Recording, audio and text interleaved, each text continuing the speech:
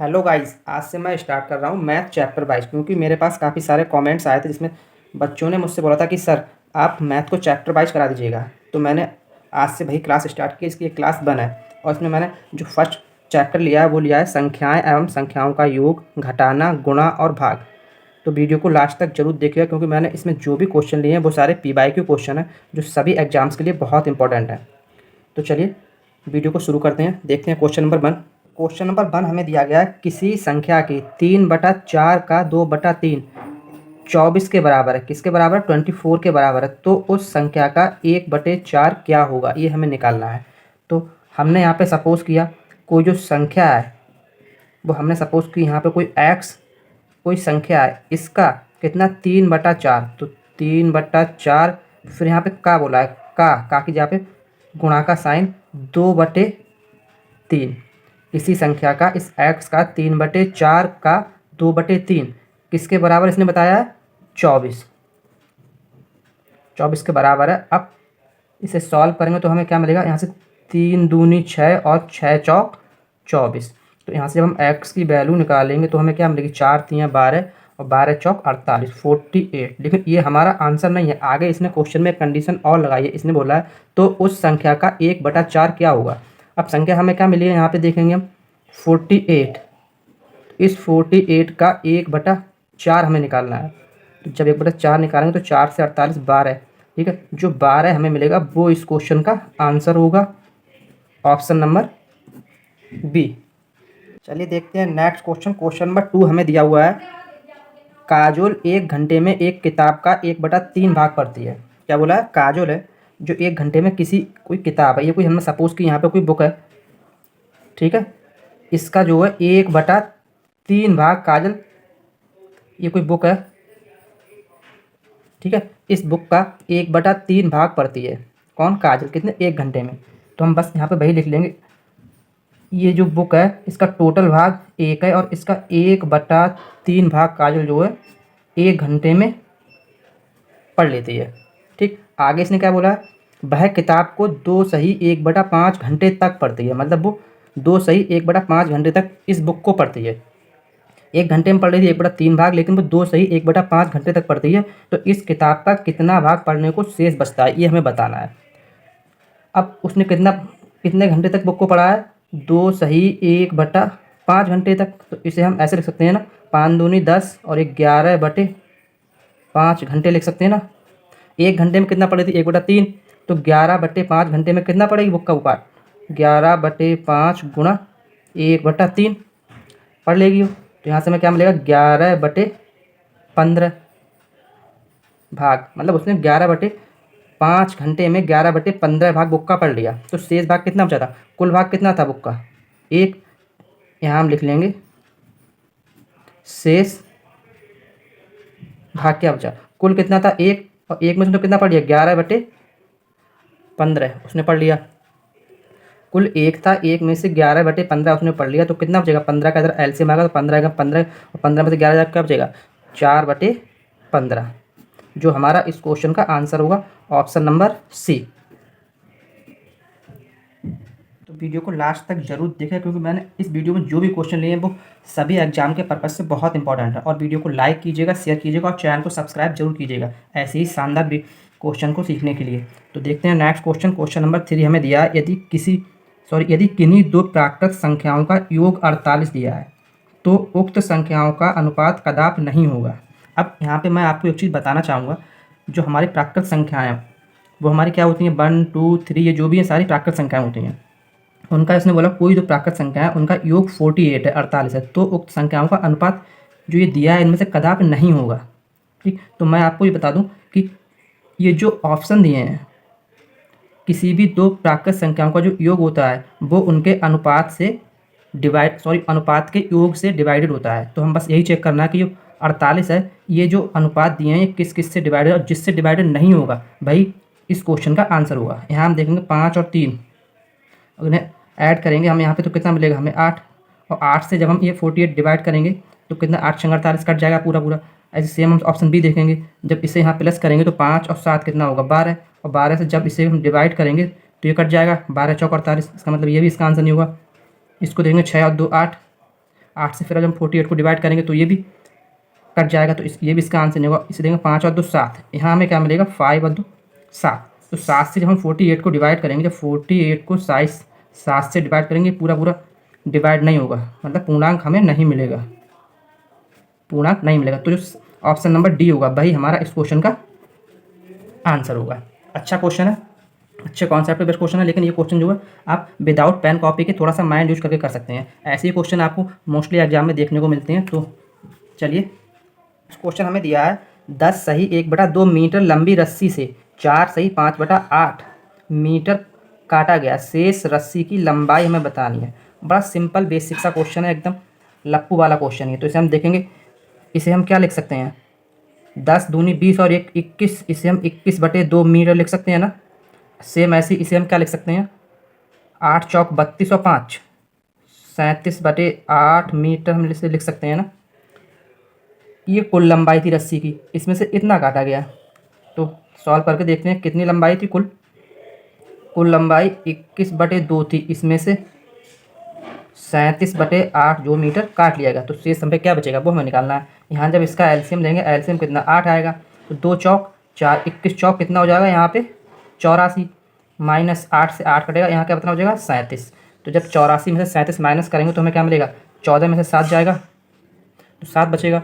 यहाँ रह गया हमारा 7, 7 में से 3 गया तो कितना 4 बचा, तो 47/8 में मिला। लेकिन ये तो हमें ऑप्शन में दिया नहीं है कोई, तो हम क्या करेंगे 47/8 मिला है, इसको हम और थोड़ा सॉल्व करेंगे। तो 8 से जब काटेंगे तो 8 पंजे 40, कितना 7 बचेगा। तो हमारा आंसर क्या मिलेगा 5 सही 7/8 मीटर। ये हमें किसी ऑप्शन में दिया है, हाँ दिया है ऑप्शन नंबर सी में। तो यही हमारा इस क्वेश्चन का आंसर हो जाएगा। नेक्स्ट क्वेश्चन हमें दिया है, मार्टिन के पास कुछ मार्बल थे, मतलब कुछ कंचे थे, उनमें से उसने 14 खो दिए, फिर भी उसके पास 6 रह गए, तो आरंभ में उसके पास कितने मार्बल थे। सिंपल सा क्वेश्चन है, आपको पेन कॉपी भी यूज नहीं करना है। मतलब 14 तो उसने खो दिए हैं, फिर भी 6 रह गए हैं, तो हम क्या करेंगे, ये 6 और 14 दोनों प्लस कर देंगे, हमें इसका आंसर मिल जाएगा। तो यहाँ पे 6 + 14, क्योंकि 14 खोने के बाद भी उसके पास 6 रहेगा ना, तो टोटल आंसर कितना होगा 20, जो इस क्वेश्चन का आंसर होगा ऑप्शन नंबर बी।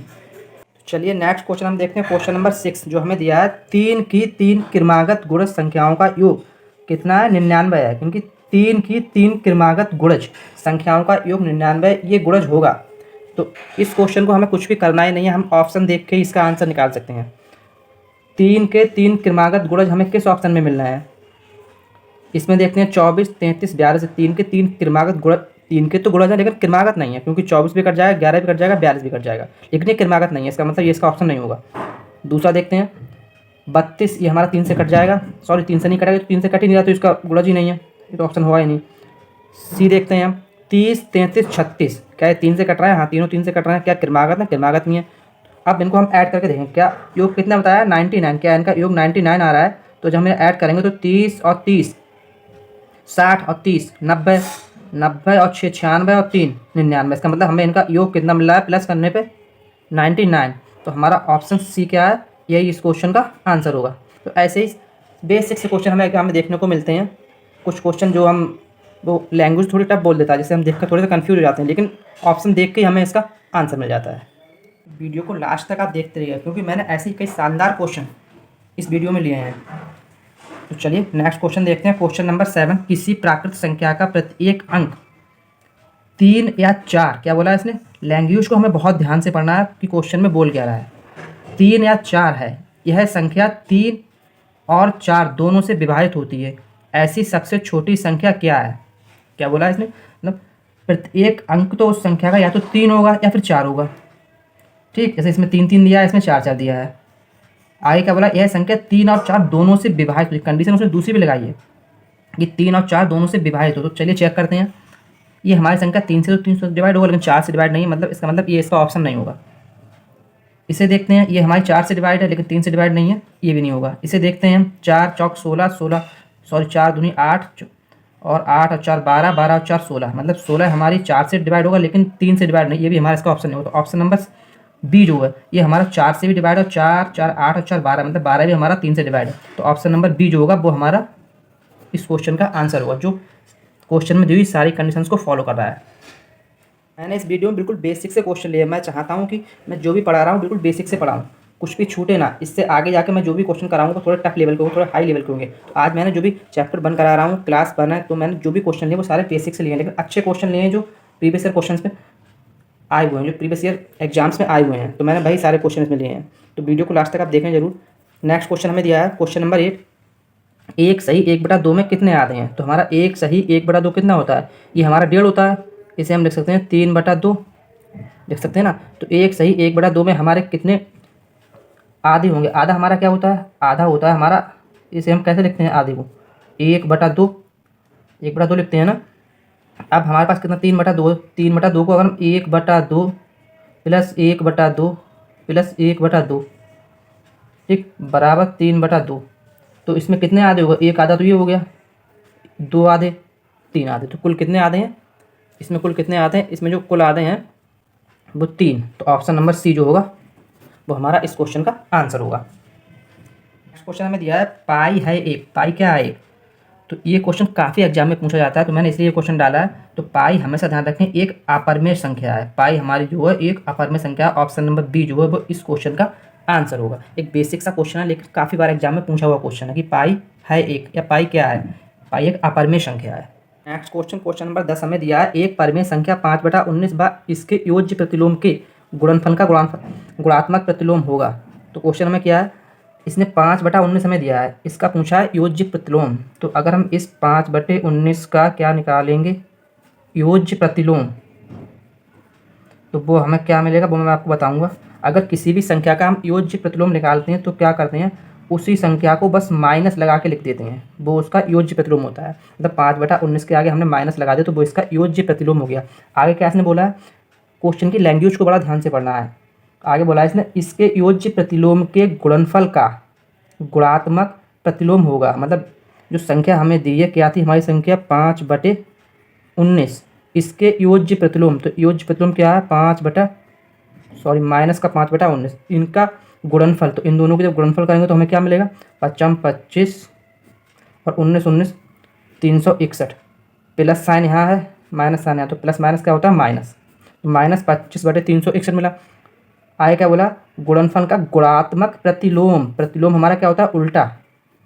तो जब हम इसको उल्टा करेंगे इस गुणनफल को तो हमें क्या मिलेगा 361/25 माइनस का, ये जो होगा ये हमारा इस क्वेश्चन का आंसर होगा, option number A. Next question हमें दिया है किन्हीं दो परिमेय संख्याओं के बीच, मतलब परिमेय संख्या हमारी कौन सी होती हैं, जैसे हमने सपोज कर लिया यहाँ पे 5/2 लिखा है, आगे कहीं लिखा है हमारे पास 11/2, ठीक। ये हमारी दोनों परिमेय संख्या हैं, परिमेय संख्या मतलब भिन्नात्मक संख्या है। इनके बीच क्या बोला है इसने, कोई परिमेय संख्या नहीं होगी, नहीं ऐसा तो नहीं है, क्योंकि इनके बीच बहुत सी परिमेय संख्या 1/2 इनके बीच आएगी, 1/3 इनके बीच आएगी, ऐसे काफ़ी आएंगी। केवल एक परिमेय संख्या होगी, नहीं काफ़ी आ रही हैं, अनंत परिमेय संख्या होंगी। हाँ ये सही है, क्योंकि इसके अंदर हम डालेंगे 1/2, ऐसे कई सारी परिमेय संख्या आएंगी। तो ऑप्शन नंबर सी जो है वो हमारा इस क्वेश्चन का आंसर हुआ। मैं ज़्यादा टाइम वेस्ट करना नहीं चाहता हूँ, इसलिए मैं क्वेश्चन को काफ़ी फास्ट करा रहा हूँ मैं। तो इससे अगर किसी को प्रॉब्लम हो तो मुझे कमेंट्स में बता दें, मैं स्पीड थोड़ी स्लो कर दूंगा। चलिए देखते हैं नेक्स्ट क्वेश्चन, क्वेश्चन नंबर 12 हमें दिया है 2 अंकों वाली संख्या के दोनों अंकों का योग 7 है, यदि संख्या में 27 जोड़ दिया जाए तो अंकों का जो क्रम है वो उलट जाता है, तो वह संख्या क्या होगी ये हमें बताना है। क्वेश्चन को पढ़ना है, और अगर आपने ध्यान से क्वेश्चन पढ़ लिया तो आपको पेन कॉपी की जरूरत ही नहीं पड़ेगी, आप इन ऑप्शंस को देखकर ही क्वेश्चन का आंसर बता देंगे। क्या बोला है, 2 अंकों वाली संख्या के अंकों का योग 7 है। तो यहाँ पे देखते हैं 5 और 2 7, और यहाँ भी 5 तो 7, मतलब सभी संख्याओं का जो अंकों का योग है 7 हो रहा है, ठीक है। आगे देखते हैं यदि संख्या में 27 जोड़ दिया जाए, जो ये संख्या हमें दी है इनमें अगर 27 जोड़ दिया जाए तो अंकों का क्रम उलट जाता है। अब यहाँ हम देखते हैं जोड़ के, अगर 43 में हम 27 जोड़ेंगे तो हमें क्या मिलेगा, यहाँ पे 4 और 3 7 का 0, ठीक है, 7 और 3 10 का 0, और 4 और 2 6 और 1 7 70 मिलेगा, ठीक। क्या बोला, अंकों का क्रम उलट जाता है, लेकिन नहीं अंकों का क्रम तो नहीं उल्टा। यहाँ पे 43 का उल्टा कहाँ हुआ, यहाँ पे 52 देखते हैं, इसमें 27 जोड़ेंगे तो हमें क्या मिलेगा, प्लस करेंगे इसमें 27, तो 7 और 2 9, और 5 और 2 7, यहाँ भी क्रम नहीं बदलता है। यहाँ देखते हैं हम इस वक्त प्लस 27 करेंगे तो हमें क्या मिलता है, 7 और 4 11 का 1 हासिल 1, 3 और 2 5 और 1 6, यहाँ भी अंकों का क्रम, यहाँ पे 34 था यहाँ पे 61 आ रहा है, नहीं पलटा है। अब यहाँ हम ऐड करके देखते हैं 27, 5 और 7 12 के 2, हासिल 1, 2 और 2 4, 1 5। हाँ, ये हमें 52 मिल रहा है क्योंकि यहाँ पे 25 था। अब 25 के जब हम अंकों का क्रम पलटेंगे तो कितना 52 लिखा जाएगा। तो ऑप्शन नंबर ए जो होगा वो हमारा इस क्वेश्चन का आंसर होगा। मैंने ये सारा आपको करके दिखाया, आप ये सब पेन कॉपी से यूज ना करके सीधा माइंड में करके देखें, तब भी आपको ये आंसर मिल जाएगा। आपको पेन कॉपी उठाने की जरूरत ही नहीं है। अब ये जो 25 है हमारा, वो इस क्वेश्चन में दी हुई सारी कंडीशंस को फॉलो करना है। ये हमें अपने माइंड में रखना है कि जो भी हम आंसर दे रहे हैं वो क्वेश्चन में दी हुई जो कंडीशन है उन सबको फॉलो करना चाहिए। इनके अंकों का 5 और 2 अंकों का योग भी 7 हो रहा है और 27 जोड़ने पर अंकों का क्रम भी पलट गया। तो हमारा ऑप्शन क्या होगा? ऑप्शन ए इस क्वेश्चन का आंसर होगा। नेक्स्ट क्वेश्चन नंबर 13 हमें दिया है, दो संख्याओं का योगफल तथा गुणनफल क्रमशः 11 है। अच्छा, हम यहाँ पे मान लेते तो संख्याएं हमारी वो क्या है, एक x है और एक y है। क्या बोला? इनका योगफल 11 है, मतलब इन दोनों को जब ऐड करेंगे तो हमें क्या 11 मिलता है, और दोनों का गुणनफल जो 18 है। अब यहाँ से अगर x y मल्टीप्लाई कराते हैं तो कितना 18 मिलता है, ये हमें मिल गया। आगे क्या बोला? तब इन संख्याओं के व्युत्क्रमों का योग, मतलब ये जो संख्या हमें दी हैं इनका व्युत्क्रम क्या होगा। जब भी हम कोई व्युत्क्रम बोले तो उन संख्याओं को 1 में लिख देंगे, 1/x प्लस 1/y। ठीक है, 1/x प्लस 1/y व्युत्क्रमों का योग पूछा है। तो यहाँ से जब इनका एलसीएम लेंगे तो एलसीएम क्या मिलेगा हमें, x बाई एक्स से एक्स कट जाएगा तो यहाँ पे बाई बच जाएगा और यहाँ x। अब हमें क्या करना है, x प्लस बाई हो या फिर बाई प्लस एक्स हो, एक ही बात होती है क्योंकि बीच में प्लस साइन है। तो x प्लस बाई की वैल्यू क्या है 11 और x बाई की वैल्यू क्या है 18। यही इसने हमसे पूछा है कि व्युत्क्रमों का योग क्या होगा, 11/18। ऑप्शन नंबर डी जो हमारा इस क्वेश्चन का आंसर होगा। मैं ये जो क्वेश्चन आपको करा रहा हूँ ट्रिक के द्वारा भी करा रहा हूँ और बेसिक से भी करा रहा हूँ, ताकि किसी भी तरह से आपके माइंड में ये क्वेश्चन सेट हो जाए जब भी आप एग्जाम में बैठे। क्योंकि मोस्टली जब ऐसा होता है, जब भी बच्चा एग्जाम में बैठता है तो 90% जो ट्रिक होती है उसके माइंड से निकल जाती हैं। इसलिए मैं बेसिक भी करा रहा हूँ और ट्रिक भी करा रहा हूँ, कुछ तो आपको याद आएगा एग्जाम में। चलिए देखते हैं नेक्स्ट क्वेश्चन। क्वेश्चन नंबर 14 हमें दिया है, 496 योग की जगह पे यहाँ पे क्या है प्लस 318 का निकटतम सैकड़ा मान निकालना है। तो हम इसको ऐड करके देखते हैं क्या आएगा, 496 प्लस 318 ऐड करेंगे तो क्या मिलेगा, 8 और 6 14 के 4 हासिल 1 और 1 2 9 और 2 11 का 1 हासिल 1 4 और 3 7 और 1 8, हमें क्या मिला 814 मिला। अब यहाँ पे हम लिखेंगे 814। तो 814 से पहले निकटतम सैकड़ा मान क्या आ गया, 800 और इसके बाद क्या आएगा 900। तो 900 तो हमारा ऑप्शन में है ही नहीं, 800। अब 800 आंसर क्यों होगा, क्योंकि उसने पूछा है निकटतम सैकड़ा मान। तो 814 के ज़्यादा पास में कौन सा है, 800 हो या 900 है, 800 पास में है। तो 800 हमारा जो होगा इस क्वेश्चन का आंसर होगा ऑप्शन नंबर बी। क्वेश्चन हमें दिया विभाजन के एक प्रश्न में रवि ने गलती से 3 के स्थान पर 8 से भाग दे दिया और उत्तर 15 प्राप्त किया। तो सही उत्तर हमें बताओ क्या होता। तो क्या करना है इसमें, गलती क्या की है रवि ने कि हमने सपोज कर ली, मतलब कोई संख्या x थी, ठीक, उसने गलती क्या की 3 की जगह पे 8 से भाग दे दिया। तो हम 3 की जगह पे जो उसने गलती की है वो हम कर लेंगे, 3 की जगह पे 8 से हम भाग देंगे। तो क्या आंसर मिला, 15 उसे आंसर मिला। तो यहाँ से हमें संख्या मिल जाएगी x बराबर क्या 15 × 120, ये हमें मिल गई क्या संख्या। आगे इसने क्या बोला 15 प्राप्त किया, तो सही उत्तर बताया। सही उत्तर क्या होगा, अब इस सही उत्तर हमें कब मिलेगा, जब हम इस 120 को, सही उत्तर हमें कब मिलेगा, जब हम इस 120 को 3 से भाग देंगे। जब 3 से भाग देंगे तो हमें क्या मिलेगा, 3 चौक 12 0, मतलब 40 जो हमें मिलेगा वो इस क्वेश्चन का आंसर होगा ऑप्शन नंबर सी। जो इसने बोला है बस वैसा ही हमने क्वेश्चन में कर दिया। नेक्स्ट क्वेश्चन हम देखते हैं, एक अच्छा क्वेश्चन है, एक अच्छे कॉन्सेप्ट पे बेस्ड क्वेश्चन है। तो इस क्वेश्चन में हमसे उसने क्या बोला है, एक बोतल में 750 ml जूस भरा जाता है, ठीक है, और ऐसी 6 बोतलों को एक कार्टन में पैक किया जाता है। तो 450 लीटर जूस के लिए आवश्यक जो कार्टून है, जो कार्टन है, उनकी हमें संख्या बतानी है कितनी होगी। तो हम यहाँ से देखेंगे, अगर 450 लीटर है तो जब हम इसे ml में कन्वर्ट करेंगे तो कितना आएगा, 450 गुणा 1000, क्योंकि 1 लीटर में होते हैं 1000 ml। तो यहाँ से हमें मिलेगा 4,50,000 ml, ठीक है ना। आगे क्या बोला इसने, करना हमें क्या है कि एक बोतल में कितना आ रहा है 750। तो हम अगर बोतलों की संख्या निकालेंगे, बोतलों की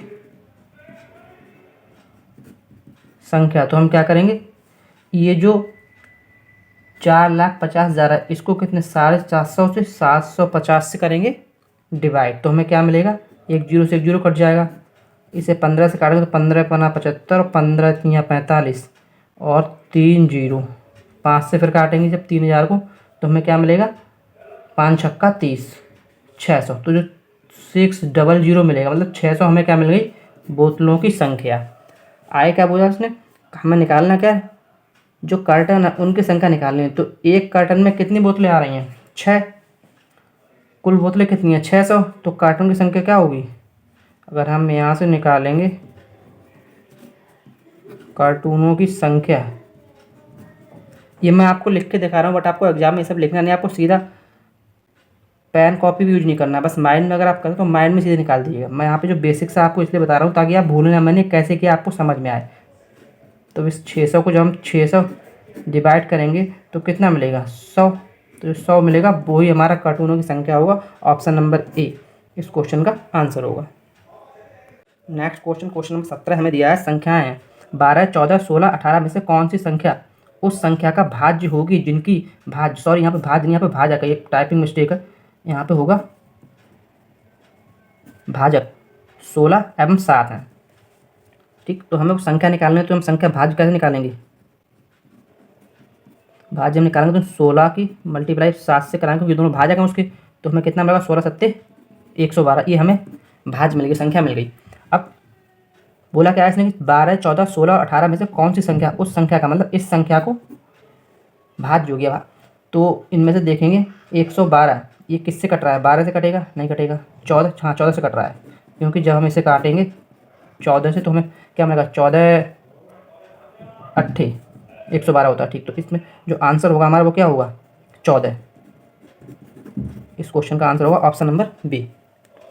तो अब आ गया है आज की इस क्लास का लास्ट क्वेश्चन, क्वेश्चन नंबर 18, जो हमें दिया है 5/6 के हर से कौन सी संख्या घटाई जाए कि परिणामी भिन्न 1 हो जाए। क्या हमें दिए 5/6, इसमें इसने बोला है कि कौन सी संख्या घटाई जाए कि जो परिणाम हमें मिले, उत्तर मिल जाए, वो हम आंसर 1 मिल जाए। तो हम इसे ऑप्शन में देख कर ही सॉल्व कर सकते हैं। अगर हम इस हर में से 1 माइनस करेंगे तो यहाँ पे कितना 5 बच जाएगा, जो हर में से 1 माइनस करेंगे तो कितना बचेगा 5/5। जब इसे सॉल्व करेंगे तो क्या मिलेगा 1। तो यही तो इसने बोला है कि जो परिणामी भिन्न 1 हो जाए, तो परिणामी भिन्न 1 हो गई, तो ये हमारा इस क्वेश्चन का आंसर होगा। तो आज के लिए मैं क्लास 1 में यही कराऊंगा, कल लेकर आऊँगा आपको चैप्टर वाइज की क्लास 2। तो आज के लिए इतना ही, थैंक